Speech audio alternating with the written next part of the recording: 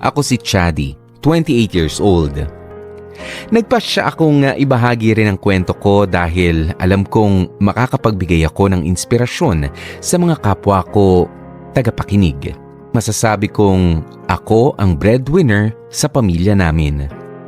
May mga kapatid ako pero ako na rin halos ang sumasagot sa lahat ng pangangailangan sa bahay dahil may kanya-kanya na silang pamilya. Isa ako sa mga proud member ng LGBTQ. Nagkakagusto ako sa kapwa kong lalaki, malambot akong kumilos pero lalaki pa rin ako kung manamit. Sa katunayan ay meron akong boyfriend, si Kit. Kagaya ko, miyembro din siya ng LGBTQ. Pero ang kaibahan namin ay siya yung tipong nagtatago pa sa kloseta. Hindi dahil sa ikinahihiya niya ang pagkatao niya, kundi dahil kailangan niyang gawin yun dahil sa klase ng trabaho at buhay na meron siya. At hayaan ninyong doon ko umpisahan ang kwento ko ngayon. Maraming salamat po sa lahat na nagpunta dito ngayon. I hope you guys enjoy the rest of the night. Thank you po. Galing! Woohoo! Pakis! Mukhang magpa-pack up na sila. Malapitan na nga si Kit. Excuse me? Yes po. Kit, right? Sino kaya yung lumapit Opo, kay Kit? ano pong kailangan nila? First of all, ako nga pala si Bobby. Second, wag mo na akong pinokpo. Ikaw naman, masyado mo naman ako pinapa-thunders yan. Kailangan talaga may paghipo sa braso. So, ganito kasi.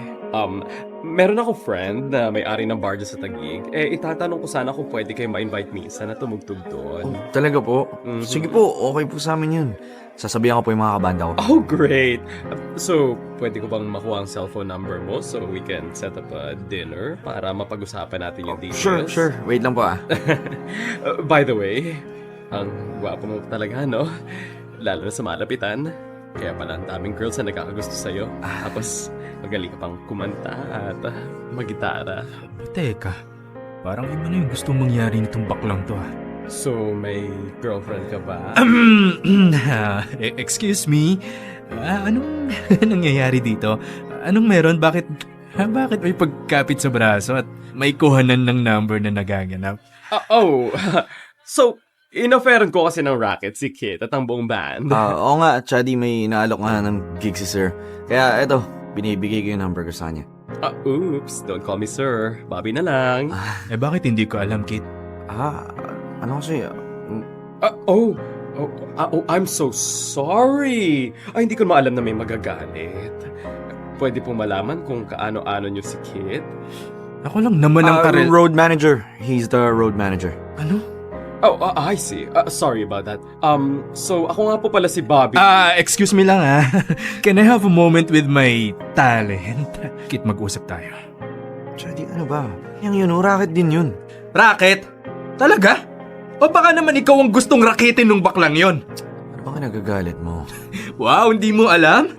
Well, sa bagay, mukhang wala ka naman talagang pakialam sa nararamdaman ko kasi road manager mo lang naman ako, di ba? Ano ba? Siyempre sinabi ko lang yun kasi nga nag-aalok siya ng racket. Kaya pala may paghawak sa braso mo at pag-set up ng dinner, ganun? So, ba, that's part of the negotiation. Ano ka ba? Baka naman mas magandang sabihin na nag-e-enjoy ka rin. Shadi, tingnan mo na. Shadi naman Ano bang gusto mong gawin ko? Sabihin ko yung totoo na may relasyon tayo. Bakit nga ba kasi hindi? Bakit hindi mo masabi-sabi yung totoo? Kit, mag-iisang taon na tayo. Hanggang ngayon hindi pa rin alam ng mga kabanda mo o ng kahit sinong malapit sa'yo yung tungkol sa atin. Eto na naman ba tayo, Chaddy? Paulit-ulit na lang? Talagang magpapaulit-ulit tayo hanggat hindi mo tinutupad yung sinabi mo sa akin na after 6 months, ipapakilala mo na ako sa kanila o kaya sa pamilya mo. Kaso ano, para ako nakakahawang sakit na hindi pwedeng malaman ng iba Alam mo naman yung sitwasyon ko, di ba? Kailangan kong i-market yung sarili ko as single. That way, mas marami yung darating na racket sa amin. O baka naman nag-e-enjoy ka rin. Bakit? Masarap ba sa feeling yung tinitilihan ka? Na hinahabol ka? Gustong-gusto mo ano? Alam mo, Chaddy, ako sa'yo. Tsaka na nga. Talaga? Magsama kayo nung Bobby na yon. Yun ang madalas na nagiging problema namin ni Kit. Maraming lumalapit sa kanya na mga kababaihan o di kaya naman ay mga kapwa ko rin bakla. At hindi niya pwedeng basta-basta na lang i-reject sila dahil parte na yon ng trabaho niya. Bokalista at gitarista siya ng isang banda na regular na tumutugtog sa ilang mga bar dito sa Makati. Bukod pa doon, ay hindi maitatangking may angking kagwapuhan si Kit. At yung looks plus yung talent niya ang dahilan kung bakit maraming nagkakagusto sa kanya. Naging issue sa relasyon namin yung pag-entertain niya ng mga tagahanga pati na rin nung iba na kunwari ay nag-aalok ng racket pero ang totoo naman ay may hidden agenda sa kanya. Pero wala naman kaming choice ni Kit kaya mas nilalawakan ko na lamang ang pangunawa ko. Paano yan? Di pala tayo magkikita ng matagal. Oo nga eh. Akala ko kasi saglit lang yung out of town gig namin eh. Yung pala 3 araw din yun. Hayaan mo na. Pilingan mo na lang dun ha. Di pa talaga makakasunod? Hindi talaga kakayanin eh. Alam mo namang malapit na rin yung exam namin, di ba? Tapos si mama nandito pa sa ospital. Kailangan ko pa siyang bantayan. Grabe, hindi ko na nga alam kung anong gagawin ko eh. Hindi ko na mapagkasya yung oras ko sa trabaho at sa pag-aaral tapos umabay pa tong sakit ni mama. Di ba, malalampasan mo rin yun? Ikaw pa ba? Thank you. Sige na, ibababa ko na to ha. Malapit na ako sa room ni mama. Sige, bye. I miss you. I miss you too. Ingat ka doon ha. Bye-bye. Mama, ano po? Oh, Chadi anak. Sayang hindi mo na naabutan yung mga kapatid mo. Kaalis-alis lang din nila. Ganun po ba? Di bale, sabi ni kuya babalik naman daw siya agad kaya baka magkita pa kami bago ako umalis ulit. Aalis ka rin agad. Mag-i-stay muna ako dito ng saglit. Dito na po ako magre-review para sa exam tapos dadaan na lang ako sa apartment mamaya para maligo. Ay, anak, alagaan mo yung katawan mo, ha? Baka masyado mo nang inaabuso ang kalusugan mo. Ayoko namang magaya ka sa akin na nakaratay na lang dito ngayon. Hindi yan, ma. Kayang-kaya ko pa naman eh. At saka, ngayon lang naman to. Kapag nakagraduate na ako, mas magkakaroon na ako ng time para sa sarili ko. At saka, para sa inyo na rin.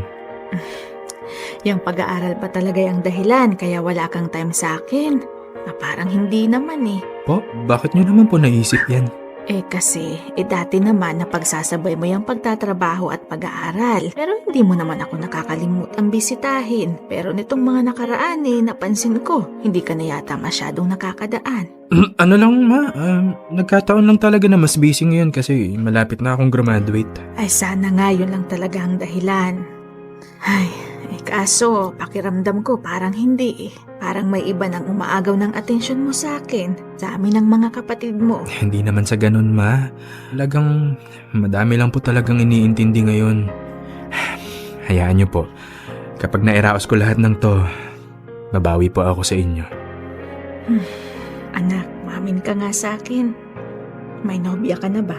Ha? Ano, mama naman eh. Ba't naman biglang ganyan yung tanong niyo? Ayos lang naman kung meron. Okay lang na gawin mong inspirasyon yan, lalo ngayong pinagsasabay mo ang pag-aaral at trabaho. Kaya lang, ang hiling ko lang sa'yo anak, sana hindi yan makasira sa focus mo. At saka sana hindi mo pa rin makakalimutan. Alam mo namang ikaw ang inaasahan ko, diba? Lalo't may kanya-kanyang pamilya na yung mga kapatid mo. Opo ma, promise po, hindi ko kaya pababayaan. Diyos ko, ang tagal namang sumagot ni Kate. Ano kaya nangyari dun? Hello? Hello, Mi. Ano nangyari? Ano yung nakita kong post ng kabanda mo na get well soon? Ano, may sakit ka ba? Hindi, sinugod nila ako sa ospital. Ano? Bakit hindi mo sinabi sa akin? Sana tinawagan o tinext mo man lang ako. Hinintay mo pa ako mag-alala eh. Sinugod nga nila ako sa ospital, di ba? Paano akong makakapag-cellphone? Ikaw talaga. Kaya na mag-alala, okay na ako. Nakabalik na kami sa transient house na pinagstayan namin. Kumusta naman yung findings sa'yo? Bumaba lang daw yung potassium ko sa katawan kaya kailangan ko muna magpahinga. Si David muna yung magli-lead vocal sa mga gig dito. Buti napakiusapan mo sila. Ay. Kaso, wala nga lang akong TF. Wala akong kikitain. Hayaan mo na yon. Ang importante magpagaling ka muna. Saka mo na isipin yung TF na yan. Kailangan ko rin kasi ng pera eh. Dami kasing nireseta na gamot ng doktor. Tapos kailangan ng follow-up check-up. Ha? O sige, ako na munang bahala sa mga gamot mo. Pero bakit may follow-up check-up? Ano, may mas malala ka bang sakit? Hindi ko pa alam. Depende pa sa magiging findings. Pero baka daw i-refer ako sa endocrinologist. Ganon? So posible pala na may mas malalang dahilan yung nararamdaman mo?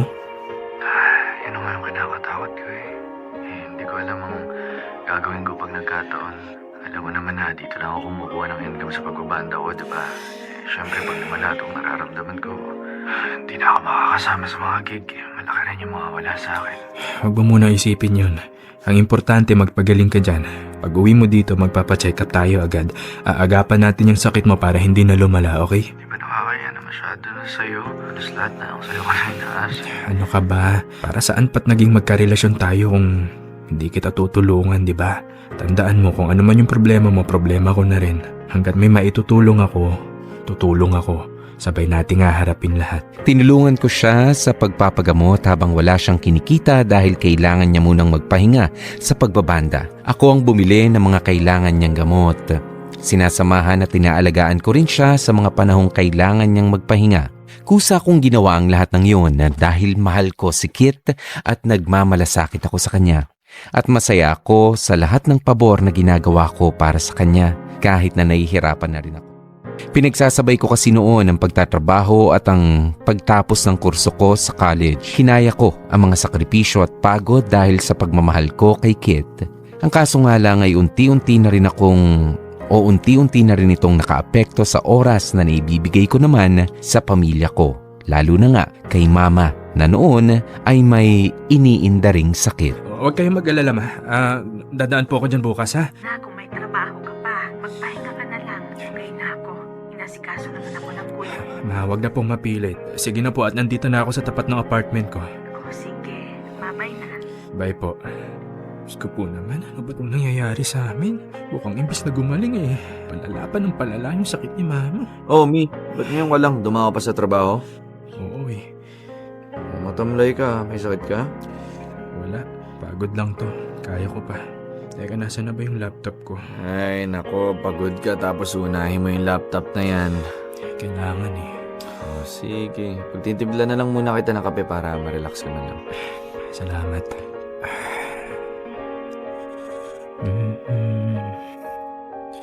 Ay, nakalagin pa pala yung Facebook ni Kit dito.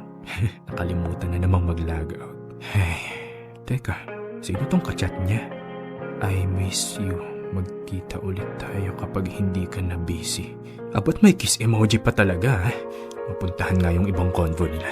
Oh, Mi, ito yung kape mo. Sino tong kachat mo? Ha? Si ano yan? Si Joy, yung active na follower ng banda namin. Sino niya? Active na follower o active na tagalandi mo?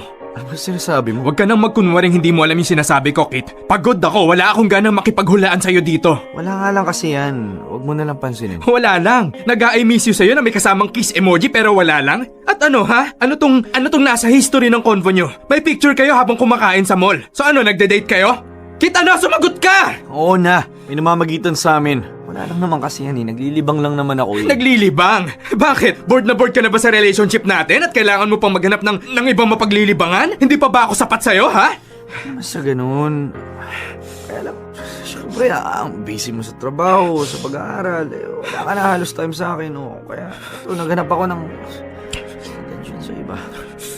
Kit, umalis ka na dito. Umalis ka na sabi dito. Huwag naman ganun. Ayaw na kitang makita, Kit!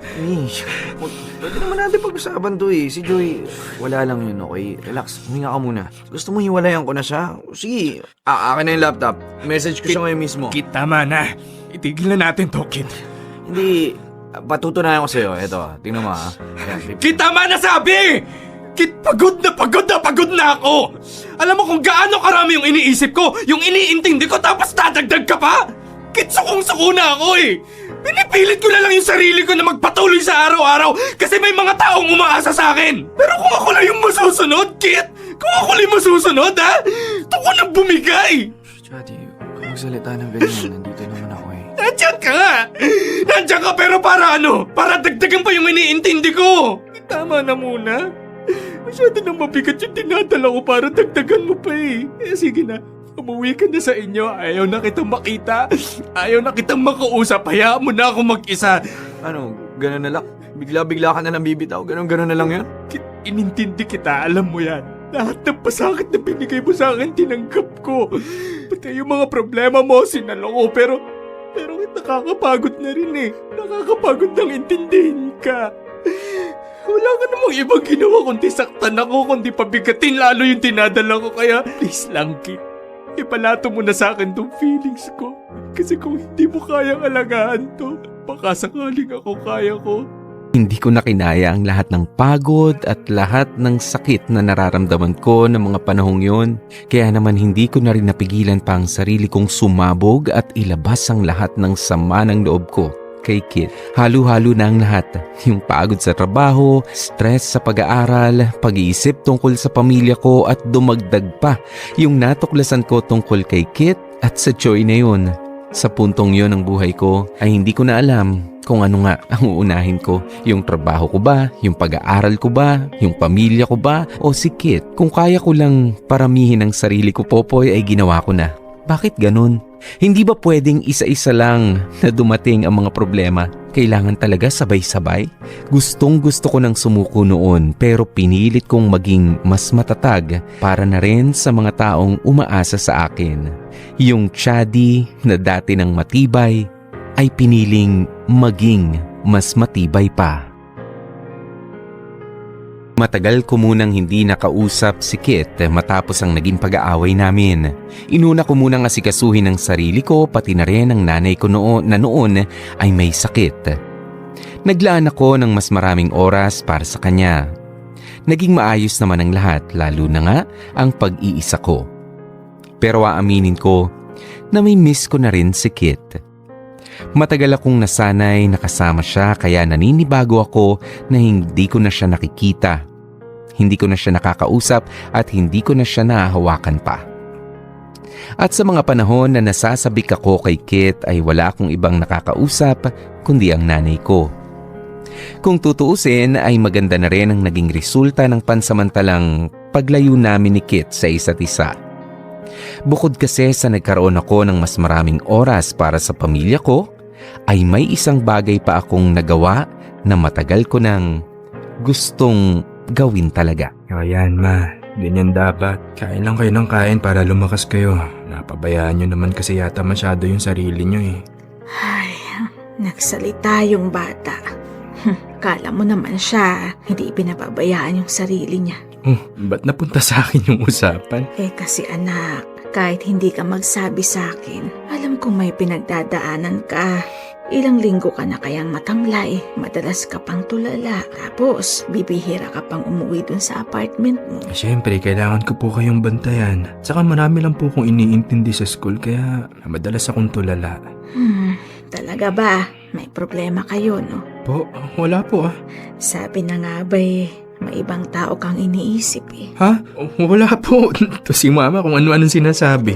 Alam mo, kahit hindi mo sabihin, ramdam ko naman eh. Kasi dati, kahit pagod ka sa trabaho at sa eskwela mo, masigla ka pa rin naman. Masaya ka.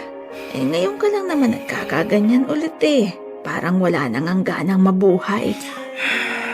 Ay nako, ewan ko ba sa yung bata ka? Masyado kang malihim. Eh pwede mo naman akong sabihan ng problema mo. Pwede ka namang magkwento sa akin. Natatakot kasi ako na baka pagalitan niyo ako eh. O kaya, baka sumama yung loob niyo sa akin. Ang mas malala pa dun, baka hindi niyo ako matanggap. Hindi matanggap? Eh bakit naman hindi kita matatanggap eh, anak kita? At saka ikaw na lang halos ang bumubuhay sa akin. Yung mga kapatid mo, eh may kanya-kanya ng pamilya. Kaya sige na anak, magkwento ka na sa akin. Nay, kasi ano eh, may kirelasyon po ako. Meron po akong boyfriend. Ay, okay. Okay. Okay lang po sa inyo. Hindi niyo ako pagagalitan. Hindi niyo ako sesermonan kasi ganito ako. Kasi bakla yung anak niyo. Chadi, anak, wala namang masama sa pagiging bakla eh. At saka kahit hindi ka magsabi sa akin nararamdaman ko, abay syempre, nanay mo ko. Pero alam mo, kung ano man yung pinag-awayan nyo at kung ganyan namang nahihirapan ka, eh bakit hindi nyo subukang ayusin? Ewan ko ma, parang hindi ko pa kaya sa ngayon eh. May bisita yata. Tingnan mo nga anak kung sino. Sige po. Hi, Chadi. Ay, good evening po. napadaan po kayo. Pasok po muna kayo. Hindi na, iaabot ko lang to eh. May dumating kasing package kanina para sa'yo. Parang walang tao kanina dyan sa bahay nyo, kaya ako muna yung nag-receive. Oo nga po. Kakauwi lang kasi namin ni Mama galing ospital eh. Ay, ganun ba? Opo. Sige, mauna na ako ha. Sige po. Salamat po Wala yon. Ano kaya to? Matignan na nga lang sa loob. Galing kay Kit? Sa ano kaya to?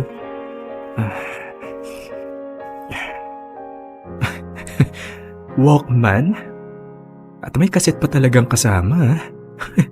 Ano kayang meron dito? Hello, Mi. Kumusta na? Sinusubukan kitang puntahan sa apartment mo para sana kausapin ka kaso lagi kang wala eh. Gusto ko lang sana namang mag-sorry. Alam ko puro problema at konsumisyon yung binigay ko sa'yo. Pero gusto ko lang malaman mo na nagsisisi na ako sa lahat ng nagawa ko. Sana mapag-usapan natin to.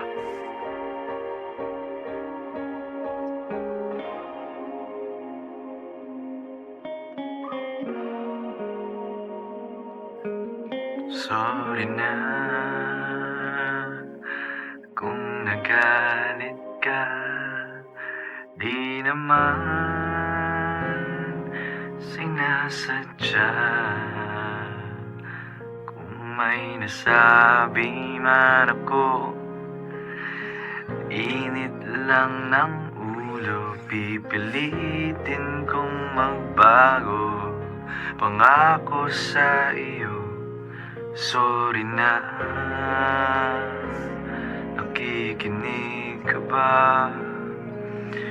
Malamang tuwa ka na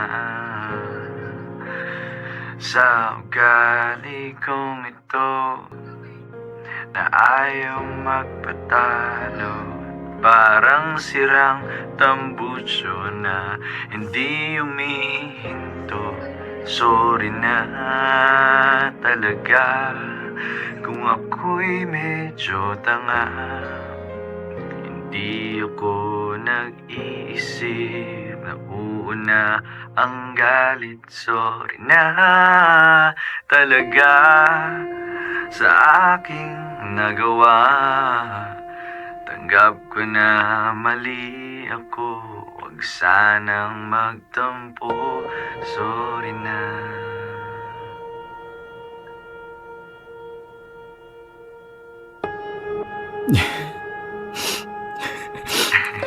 Sikit talaga Kahit kailan, palagi na lang akong pinapaiyak. Teka, nasa na ba yung cellphone ko nang matawagan niya? Ha? Cannot be reached? Bakit kaya? Baka nasa gig yun. Ma, lalabas lang ako saglit Saan ka naman pupunta? Basta, babalik din ako agad. O paano guys? Kita-kits na lang bukas sa rehearsal Okay, bye! See ya! Tights, man! Kit, Hey, Chaddy, kanina ka pa? sakto lang para mapanood yung last set niyo. May pupuntahan Pwede ka ka bang ba? makausap? Sorry. Chaddy, alam ko, hindi ako naging mabuting karelasyon sa'yo. Dami kong atraso. Pero gusto ko lang malaman mo na sobrang pinagsisihan ko lahat ng yan. Gusto kong bumawi sa'yo. Sana mapatawad mo ako. Paano namang hindi kita mapapatawad dinaan mo na ako sa pa-walkman mo. At talagang kumanta ka pa Kulang pa nga yun para humingi talaga ng tawad sa lahat ng atraso ko Well, mapag-uusapan naman natin yan. Yan. Maaga pa naman, may alam akong coffee shop na bukas pa. Yun kung willing kang ilibre ako. Ay, ako madali ako kausap. Siyempre naman, tara? Tara. Noong sinabi ko kay Kit na wala siyang ibang ginawa kundi ang saktan at pabigatin ang nararamdaman ko, hindi yun totoo. Nasabi ko lang yun dala ng sama ng loob dahil ang totoo ay hindi siya nagsawa sa pagpaparamdam sa akin na mahalaga ako sa kanya. Sa tuwing nakikita niyang pagod ako sa school at sa trabaho ay palagi niya akong kinukumusta. Kino-comfort niya ako sa pamamagitan ng pagkanta ng mga paborito kong awitin. Niyayaya niya akong kumain sa labas kahit na sandali lang para bigyan ako ng break sa lahat ng problema sa mundo. Sa madaling salita, naramdaman kong Mahal ako ni Kit. Naghalo-halo lang talaga ang stress at pagod. Kaya hindi ko namalayan na nakapagbitaw na ako ng mga salitang hindi ko naman talaga gustong sabihin sa kanya. Matapos ang ilang buwan ay kinuha na rin ng Diyos sa amin si Nanay. Pero masaya na rin ako dahil bago naman siya na maalam ay naikwento ko sa kanya ang totoong nangyayari sa buhay ko. Magaan ang loob ko dahil kasama ko siya sa mga huling sandali ng buhay niya. Isa na nga lang ang problema. Hindi pa namin nasasabi sa pamilya ni Kit kung ano talaga siya at ang kung anumang tungkol sa relasyon naming dalawa. Hanggang sa binulabog kami ng isang malaking pagsubok. Ano ba naman yan? Pinapatunog ng tunog yung alarm. Ayaw pang bumangon itong isang to. Mi, gumising ka na. Maaga yung call time nyo, di ba? Uy. Mi, anong nangyayari sa'yo? Diyos ko, teka, paano ba to? Kit, ayos ka lang?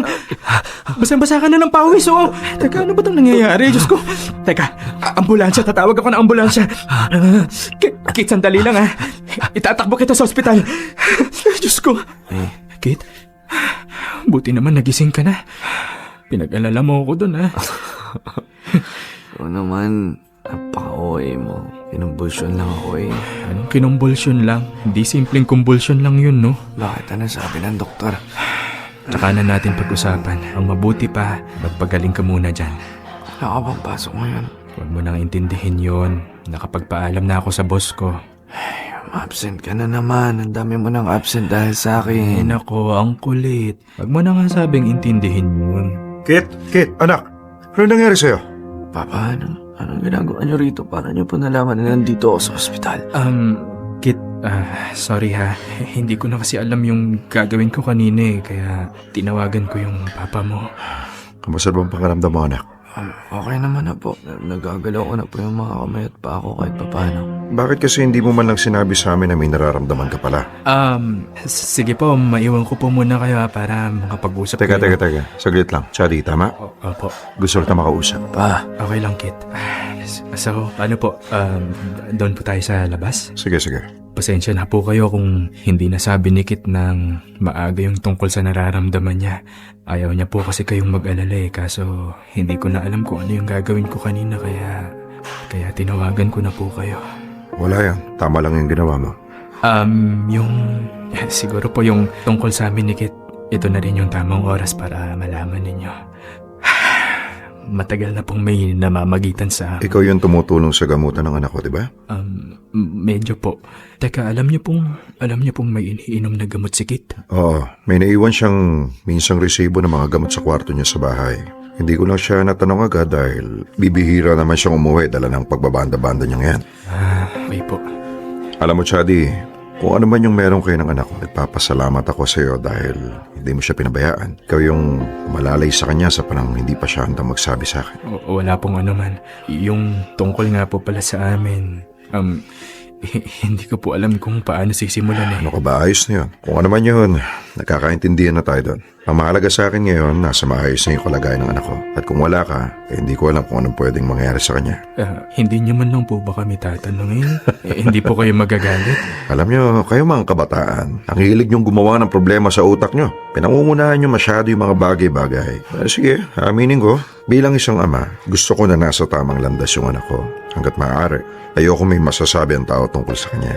Pero hindi ko na naman pwedeng sabihin na nagkamali siya sa desisyon sa buhay niya. Kasi tingnan mo naman, nakatagpo siya ng taong hindi siya pinababayaan. Kaya naman salamat sa iyo, ha? Sana hindi ka magsawang alagaan yung anak ko. Basta ang pakiusap ko lang, wag mong dadalhin sa hindi maganda sakit. Nagkakaintindihan ba tayo? Opo, makakaasa po kayo.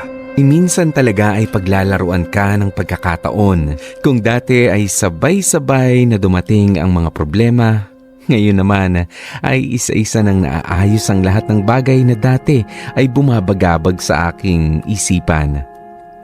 Nakapagkwento na nga ako sa nanay ko. Ngayon naman, sa hindi inaasahang pagkakataon ay nabigyan kami ni Kit ng chance para maging open sa pamilya niya. Hindi na namin napag-usapan ng masinsinan ang lahat tungkol sa relasyon namin ni Kit. Basta ang alam ko lang, ngayon ay hindi na namin kailangan pang magtago. Pinatuloy na rin ako ng pamilya niya sa bahay nila para mas mabigyan ko siya ng atensyon, lalo na nga sa tuwing sinusumpong si Kit ng sakit niya. Sa loob-loob ko tuloy mukhang napabuti pa yung pag-atake ng sakit ni Kit nung minsang nandun kami sa apartment ko.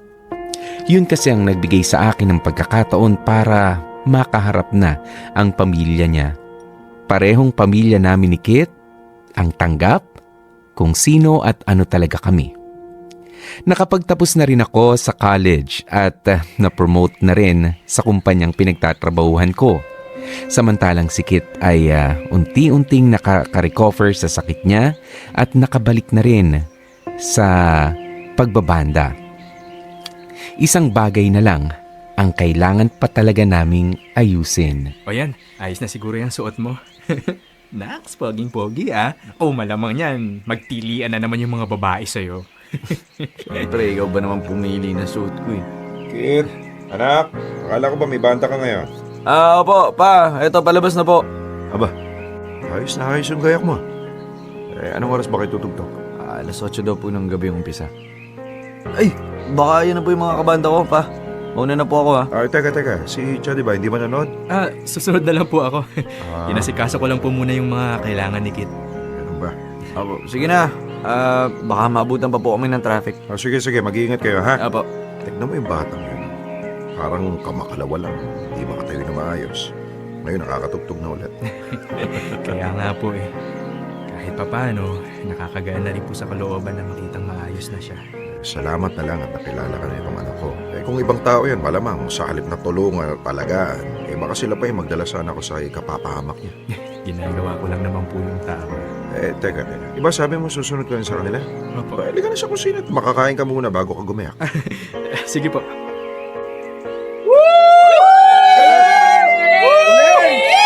Way to go, guys! And that's it for our last set for this evening. Maraming salamat po ulit sa lahat na nagpunta, nakisaya. Sana po nag-enjoy kayo. Thank you.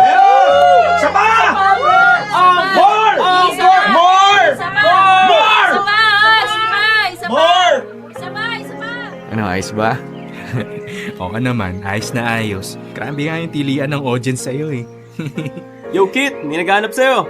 Ha? Sino daw? Di ko alam eh. Hi, Kit. Ay, ayan na pala siya. Chadi, wait lang. Sure. Hello po. Ako nga pala si Reg. Gusto sana kitang makausap kasi meron akong talent agency. Baka gusto niyong makitie up sa amin para sa tuwing may naghahanap sa amin ng banda, may refer namin kayo. Sige po. Ayos po yun. So, kukunin ko yung number mo para makapag-set up tayo ng dinner. Okay lang ba sa'yo? Opo, okay po. Ay, perfect. Sige, pakitype na lang dito sa phone ko. By the way, kailan ka free to have a dinner? Hindi pa po ako sure kung kailan pero papaalam ko po muna. Chadi, okay lang ba? Oo naman, sure. Oops. Sorry, I didn't know na may magagalit pala. But it's okay, tuloy pa rin naman yung offer ko kahit na, alam mo na. Ikaw naman kasi, Kit, hindi mo naman agad sinabi sa akin na meron ka ng special someone? No. It's okay. Actually, I'm just the road manager. Malaking bagay yung pagtanggap sa akin ng pamilya ni Kit dahil doon ay nakaramdam ako ng security sa relationship namin. Kung dati ay namomroblema ako sa dami ng mga babae at ng mga kapwa ko bakla na lumalapit kay Kit, ngayon ay kayang-kaya ko nang ipagkibit balikat na lamang ang lahat ng yon. Lahat ng pinagdaraanan namin ni Kit ay nagpapatibay lamang sa tiwala ko sa kanya at sa pagmamahalan naming dalawa. Ibinahagi ko itong kwento ko para mag-iwan ng isang mahalagang aral. Sa oras na hindi mo na alam ang gagawin, kapag pagod ka na, hindi masamang tumigil at magpahinga. Basta't bumalik ka at ipagpatuloy lamang ang laban. Sa oras na gusto mo nang sumuko, ay mas patatagin mo pa ang sarili mo. Unti-unti nga ayos ang mga bagay na bumabagabag sa'yo at sa oras na mangyari yun, ay pasasalamatan mo ang sarili mo sa pagiging matatag at matapang.